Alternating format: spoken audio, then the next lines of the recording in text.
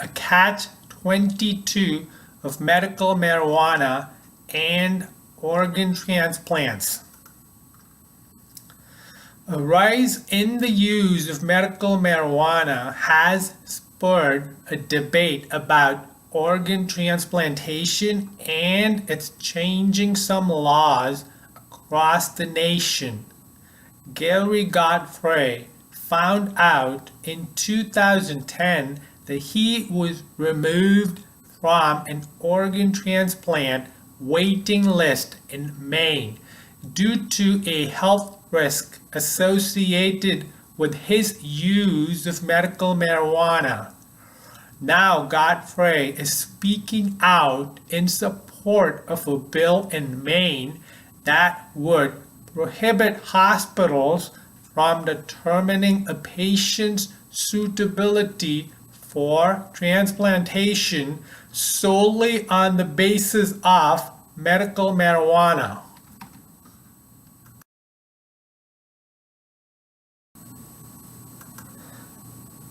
This bill is in committee, and similar legislation has been passed in other states including California, Washington, Illinois, Arizona, Delaware, and New Hampshire.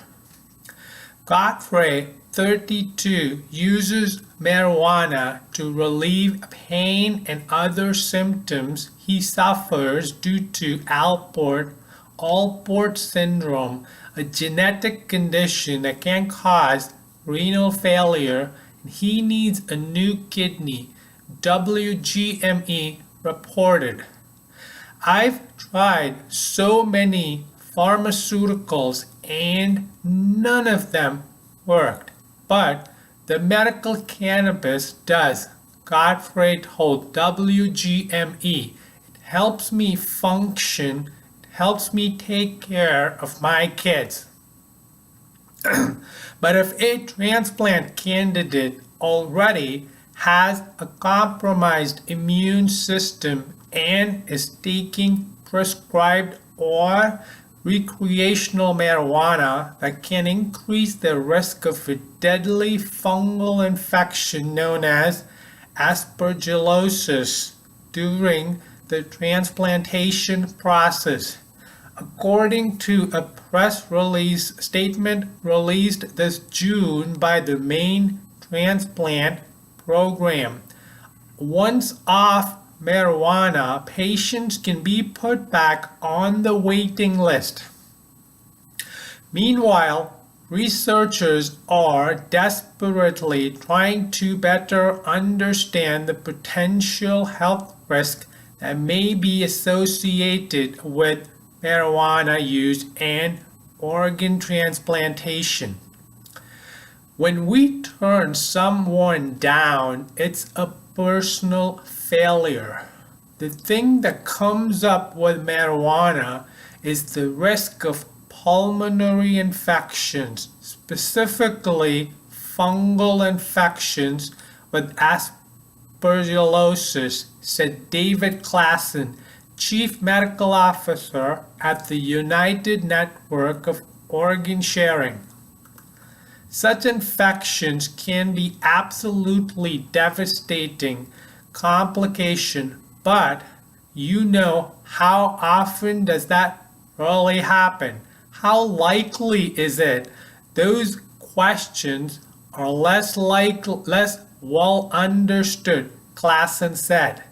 It's a question of how much risk does that really impose versus the benefit that the patient potentially gets from getting the transplant.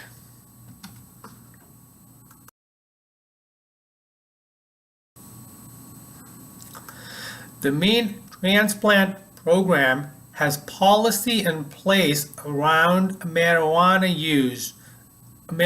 because 2 people who had transplants died as a result of the fungal infection.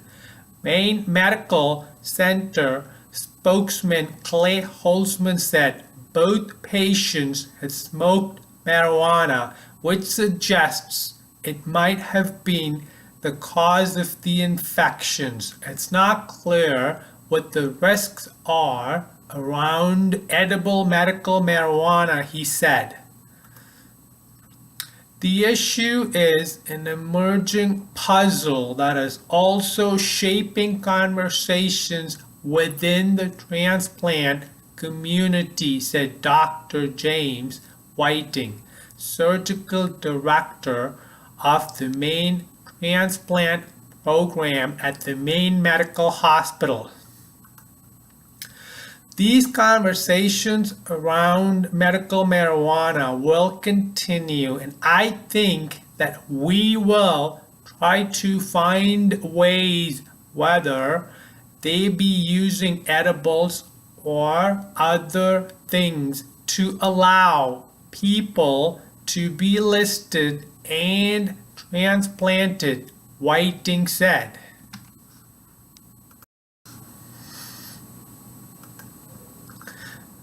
The transplant community is always going to be focused on using as many organs as possible, he said. Our goal is to transplant as many Mainers successfully as we can. That's how our program's evaluated. That's how I am evaluated. That's why we're here. So when we turn someone down, it's a personal failure in so many ways. More than 108,000 people in the United States are waiting for a life-saving organ transplant, according to the UNOS. The behind-the-scenes politics of organ donation. Policies of most transplant programs, which determine who gets on a waiting list, are evaluated through UNOS and the Centers for Medicare and Medicaid Services, among other agencies. The decisions for a center to accept anything, for example, some people say, I'm not going to transplant anybody over the age of 50 or 60. They're allowed to do that, said Dr. John Fung, Chief of Transplantation Surgery and Director of the Transplantation Institute at the University of Chicago Medicine.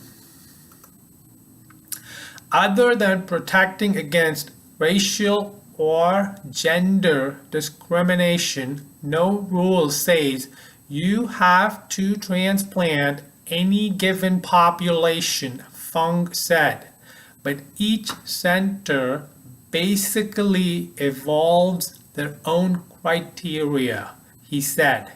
In 1986, UNOS was awarded the initial contract by the U.S. Department of Health and Human Services to develop the requirements for the nation's organ procurement transplantation network. The department's Health Resources and Services Administration is responsible for oversight of the transplant system. The people who review our transplant programs, Medicare and UNOS, review us on a periodic basis to make sure we have those criteria and that they are not discriminatory and that we are adhering to them. Whiting said about the individual policies of transplant programs. That being said, there is a lot of local variability allowed in those inclusion and exclusion criteria, he said. So across the country, someone who gets turned down in one program may actually be able to go to another program. Some variability was seen among how heart and lung transplant providers listed medical marijuana patients in a paper that published last year in the journal Circulation Heart Failure. For the paper, 360 heart and lung transplant providers from 26 counties around the world completed online surveys about their individual practice patterns and attitudes. About 64% indicated that they supported listing transplant recipients who legally use medical marijuana, and about 27% supported listing patients who legally use recreational marijuana.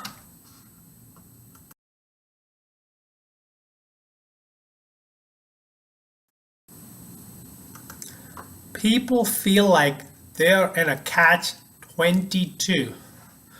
The decision on whether to list the patient or not is really up to the transplant program. We don't have any real policy that says a patient like this must be accepted or must be denied, said Unos Klassen. Yet, there are some things that are quite common to all transplant programs, he said. A patient that has active malignancy cancer, for example, typically those patients are not for transplant. Current or recent cancer diagnoses are among the few widely accepted medical conditions that might rule out organ transplantation, according to UNO's. Morbid obesity, for instance, is also among those common conditions. Certain long-term medications, including prescribed marijuana, can also impact organ transplantation eligibility, such as people who might be on an anticoagulant because they needed a heart stent, said Maine Medical Hospital's Whiting. In some cases, the only reason they knew they needed a heart stent was because they went through testing of transplant and how they can't get the transplant because they're on an anticoagulant, he said. A lot of these people feel like they're in a catch-22.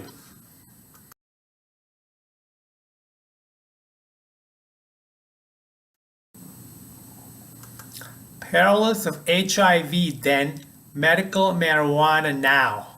Human immunodeficiency virus, or HIV, used to be widely seen as a condition to disqualify a patient for organ transplantation, Whiting said. But then opinions changed. One of the absolute contraindications to receiving an organ was HIV positivity. One of the absolute contraindications to giving an organ was HIV. And of course, we know now that's not true at all, Whiting said.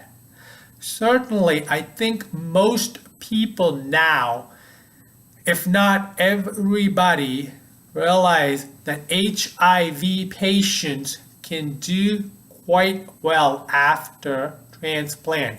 But he said that change happened over 10 to 15 years. When research studies started revealing the antiviral therapy for HIV could prolong survival, that shifted conversations about organ transplantation, said the University of Chicago's Medicine's Fung.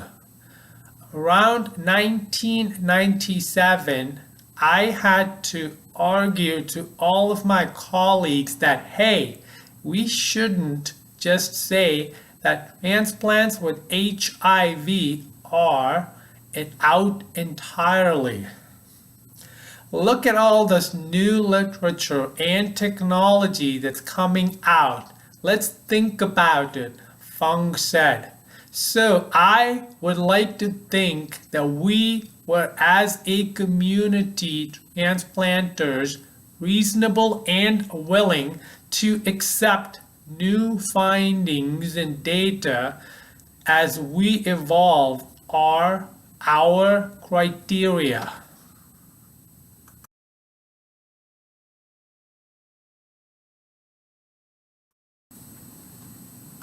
Fung sees many parallels between past conversations about HIV and organ transplantation and current conversations about medical marijuana and organ transplantation, he said. The biggest question in this day and age of increasing acceptance of medical marijuana and its benefits is, should it be considered illegal or a factor in deciding whether or not somebody is a candidate for transplant or not, Fung said about the medical marijuana. He mentioned that he knew a young man who was a medical marijuana patient in Ohio. The patient was turned down for organ transplantation and he died, Fung said.